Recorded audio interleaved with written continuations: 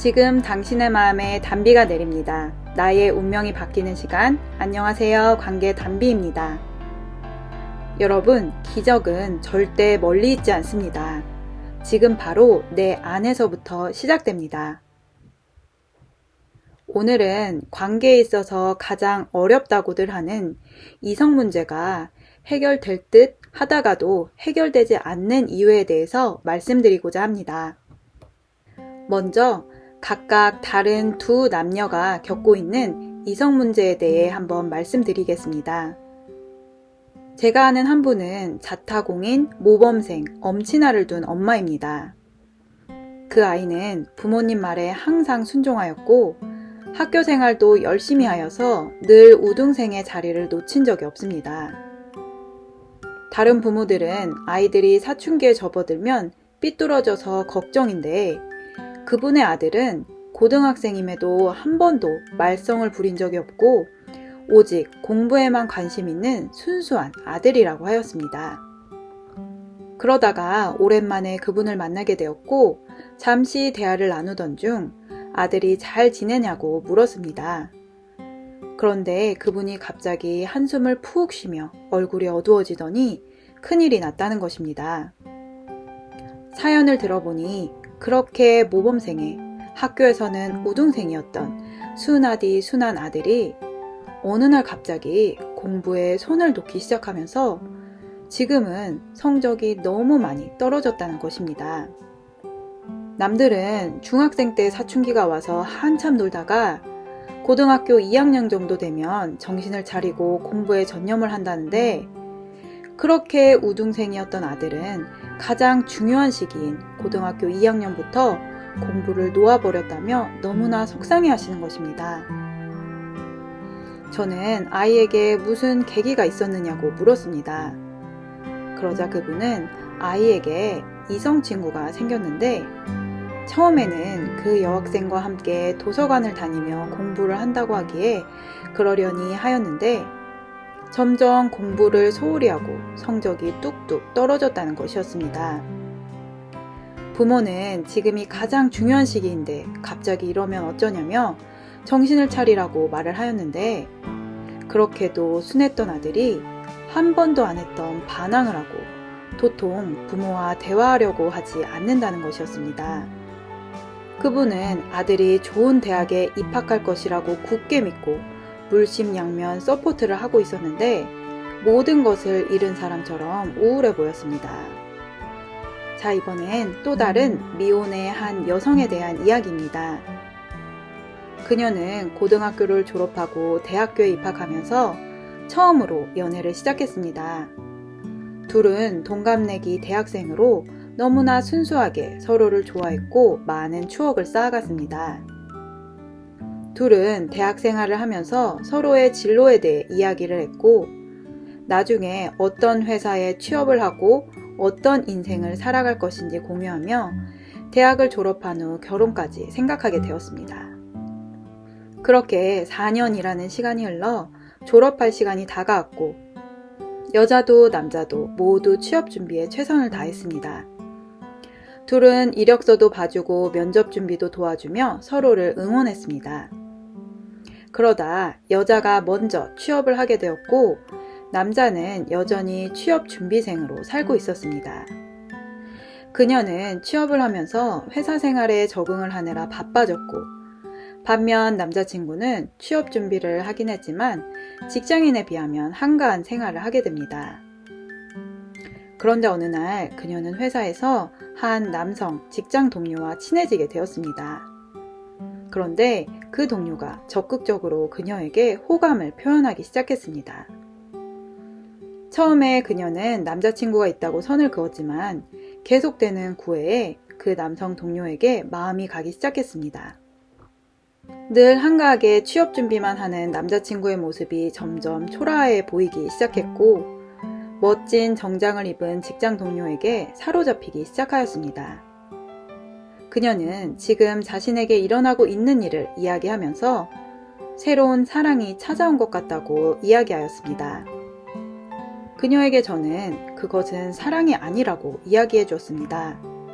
한순간의 열정으로 결정하지 말라고 하였습니다. 그러나 그 후 그녀는 이미 새로운 남자에게 마음이 가 있었고 오랜 연애를 한 남자친구와 권태기인 것 같다며 결국 새로운 사랑을 선택했습니다. 그러나 그녀의 새로운 사랑은 오래 지속되지 못했습니다. 얼마 못 가 서로의 성격 차이로 다툼이 생겼고 헤어지게 되었습니다. 그녀는 후회를 하고 전 남자친구에게 다시 연락을 해보았지만 이미 그 남자의 마음은 굳게 닫혔고 취업도 하고 새로운 여자친구도 사귀고 있었습니다.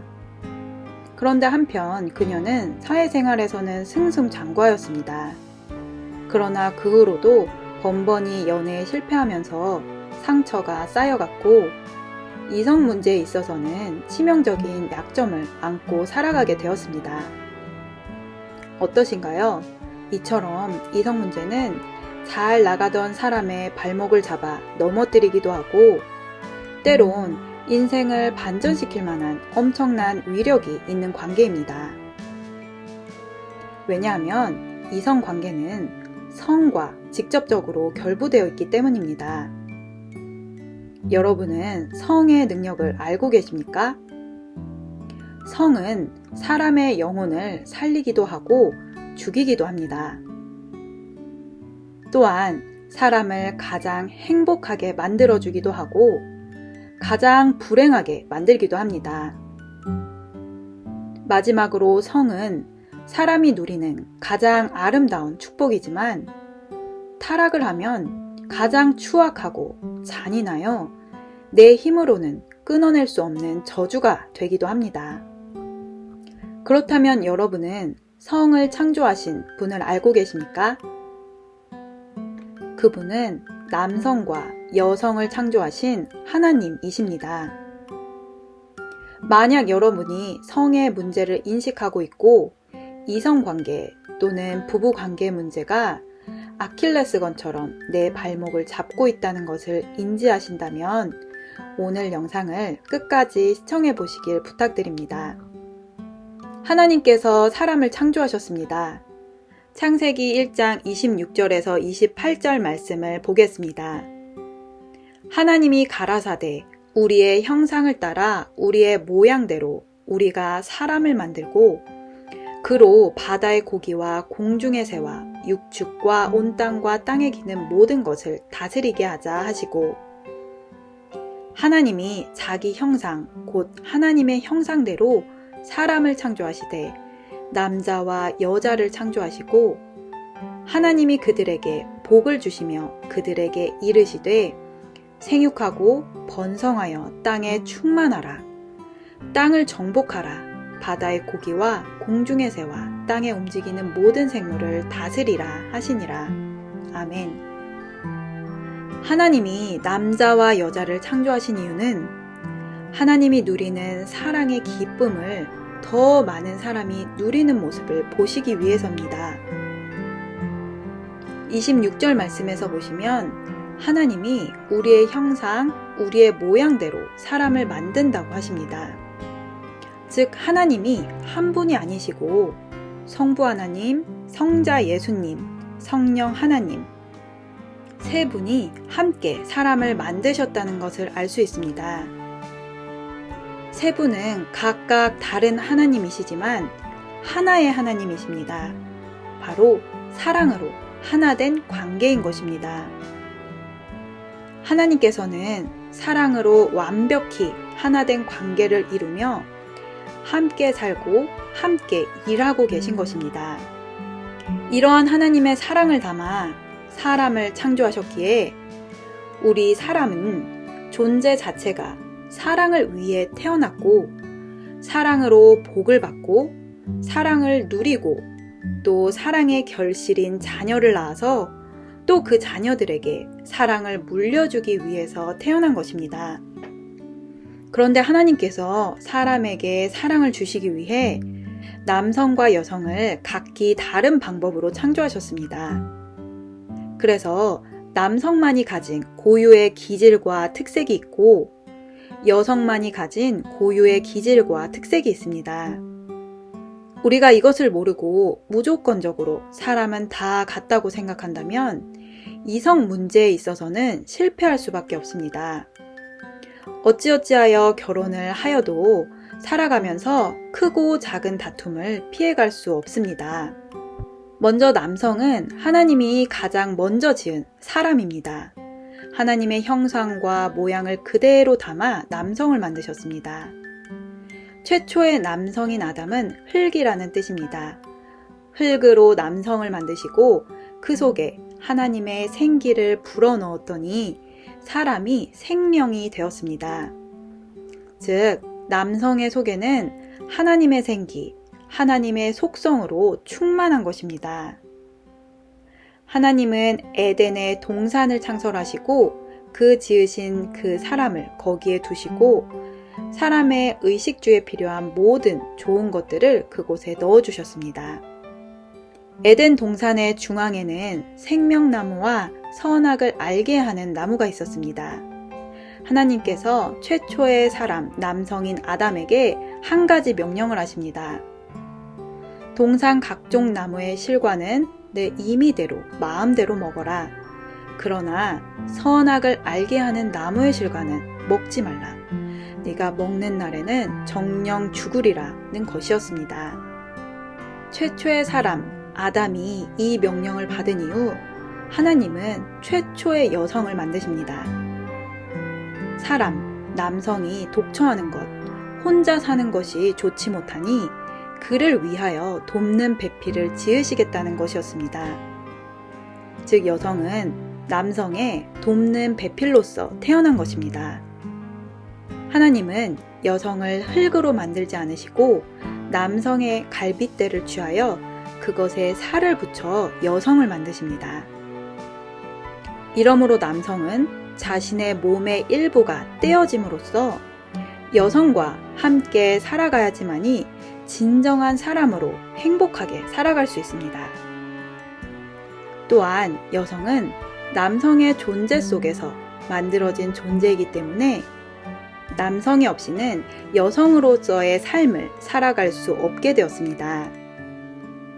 이 말씀을 절대 성차별적으로 오해하고 받아들이지 않으셨으면 합니다.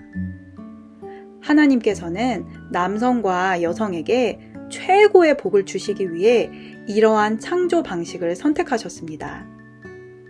이 창조의 방식이 하나님의 완벽한 사랑의 작품임을 깨달을 때 이성 문제는 반드시 해결됩니다. 하나님은 이렇게 남성과 여성을 창조하신 후 여성을 이끌어 아담에게 데려오십니다. 그러자 아담은 한눈에 그 여성과 사랑에 빠지게 되었습니다. 창세기 2장 24절에서 25절 말씀. 이러므로 남자가 부모를 떠나 그 아내와 연합하여 둘이 한 몸을 이룰지로다. 아담과 그 아내 두 사람이 벌거벗었으나 부끄러워 아니하니라. 아멘. 이렇게 하나님은 남성과 여성을 창조하시고 두 사람을 이끌어 에덴 동산이라는 최고의 축복이 모두 담긴 가정을 주십니다. 서로 다른 성, 남성과 여성이 연합하는 최초의 성관계가 이루어지는 것입니다. 최초의 성관계는 두 사람이 사랑으로 한 몸이 되고 사랑으로 하나 되었다는 증거는 벌거벗었으나 부끄러움이 없는 상태입니다. 즉, 나의 허물, 나의 모든 것을 사랑하는 이성에게 보여줘도 부끄럽지 않은 상태가 바로 진정한 사랑의 상태인 것입니다. 이러한 상태는 지금 우리가 누려야 하는 사랑의 상태입니다. 사랑하는 사람과 이렇게 부끄러움 없는 사랑을 나누고 그 사랑을 자녀들에게 물려주어야 하는 것입니다. 그런데 남성과 여성이 하나님이 절대 먹지 말라고 명령하신 선악을 알게 하는 나무의 실과를 먹고 난 이후 가장 먼저 이 성이 저주를 받았습니다. 그들의 성은 타락하여 서로의 벗은 몸을 보고 부끄러움을 느끼고 자신의 몸을 가리기 시작합니다. 이처럼 성이 깨졌다는 것은 남성과 여성의 사랑이 깨졌음을 의미합니다. 그들의 사랑이 깨졌다는 증거는 말로 나오기 시작합니다. 하나님께서 남성인 아담에게 네가 먹지 말라고 명령한 선악을 알게 하는 나무의 실과를 먹었느냐고 물으십니다. 그러자 남성인 아담의 대답과 여성인 하와의 대답이 이렇습니다. 창세기 3장 12절에서 13절 말씀. 아담이 가로되 하나님이 주셔서 나와 함께 하신 여자 그가 그 나무 실과를 내게 주므로 내가 먹었나이다. 여호와 하나님이 여자에게 이르시되 네가 어찌하여 이렇게 하였느냐. 여자가 가로되 뱀이 나를 꿰므로 내가 먹었나이다.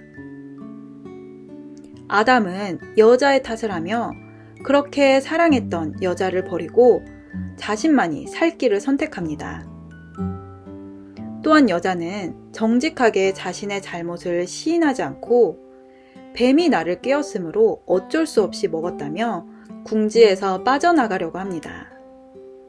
이처럼 남성과 여성이 처음에는 뜨겁게 사랑에 빠져 서로의 허물을 보지 못하고 사랑하다가 어느 순간 콩깍지가 벗겨지면 서로의 허물을 보고 판단하고 정죄하며 자신의 주장만을 내세우게 되는 것입니다. 영원히 사랑하려고 만났던 사이였는데 시간이 흐를수록 싸우기 위해 이기기 위해 살아가는 관계로 전락하는 것입니다. 이것이 바로 선악과를 먹은 사람이 평생 해결할 수 없는 성의 저주입니다. 앞서 말씀드린 한 남성과 한 여성의 이야기에서 모범생이었던 순수한 아들이 이성을 알게 되면서 그 부모에게 대적하고 스스로 공부도 놓아버리는 저주의 길을 선택하게 되는 것도 한 여성이 그토록 사랑하고 결혼을 계획했던 남자를 한순간에 버리고 새로운 사랑에 유혹되어 떠나간 것도 사람은 선악과를 먹은 죄인이기에 성의 저주 아래에 있기 때문입니다. 우리는 성의 저주 아래에 있기에 올바른 선택을 할 수도 없고 무엇보다도 내 마음이 따라주질 않습니다. 마음이 떠난 사람을 어떻게 붙잡을 수 있겠습니까? 주변 사람들은 그가 저주의 길로 가고 있다는 것을 알면서도 부모일지라도 그것을 절대 멈추게 할 수가 없습니다. 왜냐하면 부모 또한 성의 저주 속에서 살아가고 있기 때문입니다. 아이들이 부모의 은밀한 성의 문제까지 알지 못할 것이라고 착각해서는 안 됩니다. 성은 영혼과 직결되어 있습니다. 아이들은 태중에서부터 이미 영을 분별합니다. 내 부모의 영혼이 깨끗한지 더러운지 세상에 나오기 전부터 알고 있습니다. 그러니 태어나서 부모가 서로 대하는 모습, 아니 같이 있는 모습만 보더라도 우리 부모가 지금 사랑하고 있는지, 서로를 선악으로 판단하고 정죄하고 미워하고 있는지 0.1초도 되지 않아 다 알고 있습니다. 그러나 아이들은 자신들이 느끼는 영을 어떻게 말로 표현해야 하는지 모르기 때문에 그저 지켜보고 있는 것일 뿐입니다. 한 번은 저희 아이들이 남편과 제가 전혀 언성을 높이지도 않고 서로의 의견을 주고받으며 이야기를 하고 있었는데 아빠, 엄마 왜 싸워? 라고 물었던 일이 있습니다. 그 순간 아차 싶었습니다. 조용히 말한다고 해서 싸우지 않는 것이 아니라 마음속으로 내 주장을 상대에게 주입시키려고 하는 것 자체가 타락한 대화이고 아이들은 이미 그것을 세심하게 느끼고 있다는 것입니다. 즉, 내 안에 상대를 선악으로 판단하고 정죄하고 미워하는 마음이 있을 때 그것을 아이들은 느낀다는 것입니다.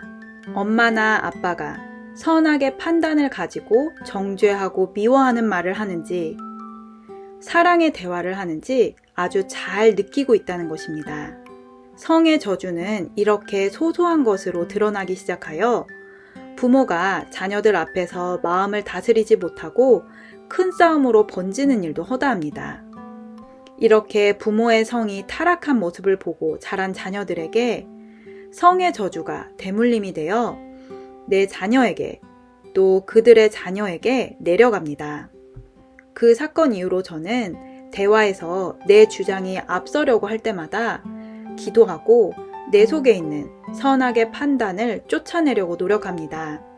부모가 서로 사랑할 때 그 어렵다는 성교육에 골몰하지 않아도, 아이들을 억지로 공부를 시키지 않아도 아이 스스로 성공자의 인생을 걷게 되고, 진정한 성공은 가정의 행복이 전제되어야 함을 스스로 알게 됩니다. 그러나 부모가 사랑하지 못하고 서로의 허물로 인해 미워하고 다투며 잠자리에서 최고의 사랑을 나눠야 할 부부가 도리어 서로를 고통스럽게 한다면, 결국은 아이가 사춘기가 지나고 이성에 눈을 떴을 때부터 이성 문제에서만큼은 해결할 수 없는 고통을 받으며 살아가게 되는 것입니다. 이러한 선악의 저주로 시작된 성의 저주를 멈추고 끊어낼 수 있는 분은 오직 하나님 한 분이십니다.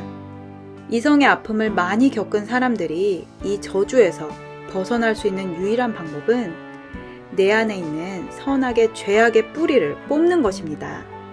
하나님의 아들 예수께서 타락한 성의 저주에서 벗어나 최초의 남성과 여성이 누렸던 그 온전한 사랑을 회복시키기 위해서 이 땅에 오셨습니다. 예수께서 십자가에 못 박혀 물과 피를 쏟으신 것은 우리의 죄악 때문입니다. 특별히 선악과를 먹음으로 시작된 성의 저주를 십자가에 못 박으시고 새로운 성으로 태어나게 하셨습니다.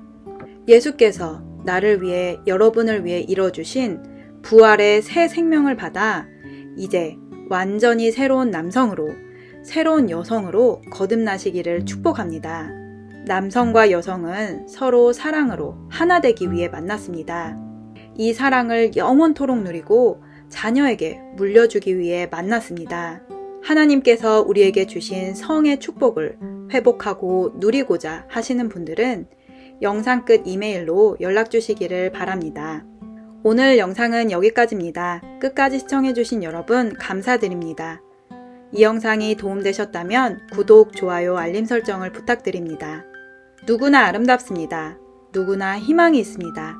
이상 메마른 관계의 단비 같은 소식을 전하는 관계의 단비였습니다. 그럼 오늘도 행복한 하루 되세요. 감사합니다.